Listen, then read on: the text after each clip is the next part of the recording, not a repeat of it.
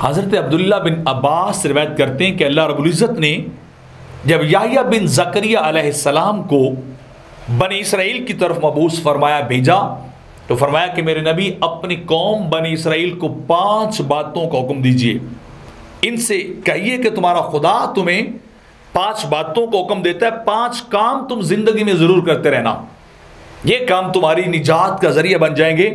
ان میں سے پہلا کام یہ ہے کہ اللہ کا شریک نہ کسی کو بنائیں، شرک نہ کریں۔ اللہ شرک کو کبھی نہیں معاف کرتا، یغفر ما دون ذالک لمن یشاء، اللہ شرک کو کبھی نہیں بخشتا۔ ان اللہ لا یغفر ان یشرک بہ، اللہ کا شریک بنایا جائے اس کی معافی ہے ہی نہیں، اس کی نجات ہے ہی نہیں۔ اور فرمایا جو شرک سے ہٹ کر کتنا بڑا ہی گناہ گار کیوں نہ ہو، وہ مالک کائنات ہے، بخشنا چاہے، یغفر لمن یشاء، جس کو چاہے وہ بخش دے گا، جس کو چاہے وہ مغفرت عطا کر دے گا۔ بہرحال شرک اللہ کا کبھی نہ کیا جائے۔ اور دوسری بات کہ یحییٰ اپنی قوم کو حکم دینا کہ سجدہ خدا کو کرتے رہیں، نماز ادا کرتے رہیں، نماز کے اندر کبھی کوتاہی نہ کریں، کبھی نمازوں کو ضائع نہ کریں۔ کیا کریں؟ نماز کو ادا کرتے رہیں، اللہ کا شکریہ ادا کرتے رہیں۔ اور تیسری بات کہ جو روزے تم پہ فرض کیے گئے ہیں ان روزوں کو ضرور رکھنا ہے، وہ روزے ضرور ادا کرنے، انہیں بھی ضائع نہیں کرنا، روزے رکھتے رہیں۔ اور چوتھی چیز ارشاد فرمائی کہ انہیں کہو کہ صدقہ کرتے رہیں، اللہ کے راستے میں مال و دولت اس کی محبت میں اس کے دوئے رزق سے دیتے رہیں۔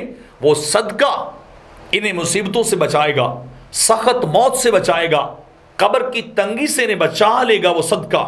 اگر صدقہ دیتے رہیں گے تو آنے والی بلائیں اور آفتیں ٹل جائیں گی۔ تو چوتھی بات انہیں صدقے کا حکم دیجئے۔ اور 5ویں بات اللہ نے فرمایا میرے نبی یحییٰ اپنی قوم بنی اسرائیل کو حکم دو کہ ہمیشہ اللہ کا ذکر کرتے رہیں، ان کی زبانیں اللہ کے ذکر میں تر رہیں، ان کی ہمہ وقت خدا کا جتنا ذکر کر لیں اتنا کم ہے، ہمیشہ خدا کا ذکر کرتے رہیں۔ میرے آقا سے صحابی رسول، میرے آقا سے ایک صحابی نے آ کے پوچھا حضور یہ بتائیے کہ افضل ترین عمل کیا ہے؟ فرمایا ہمہ وقت تیری زبان پہ اللہ کا ذکر جاری رہے، اللہ اللہ کی صدائیں آتی رہیں، حتیٰ کہ تیری جاں کنی کا عالم ہو، نزع کا عالم ہو، تو تیری کیفیت یہ ہو کہ تیری زبان پہ تیرے خدا کا ذکر جاری ہو۔